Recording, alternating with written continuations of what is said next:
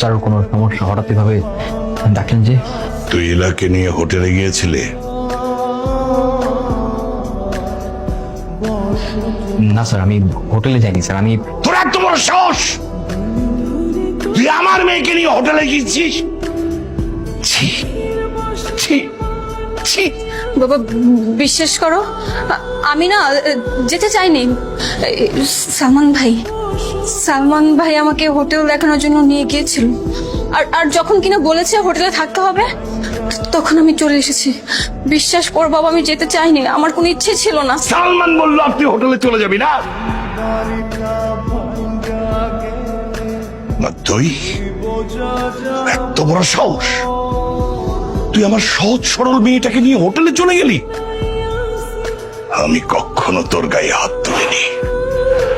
আজকে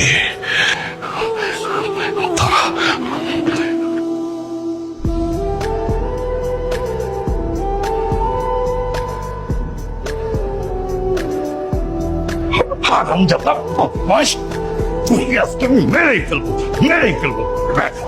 হারামজাদা বদমাশ, বদমাশ, তোরে তোরে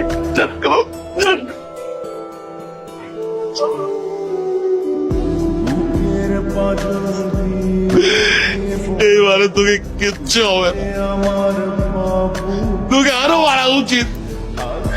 আমি তোকে নিজের ছেলের মতো বিশ্বাস করতাম, তুই এই কাজ করলি, আমার মান সম্মান সব ধুলাই মিশাই দিলি।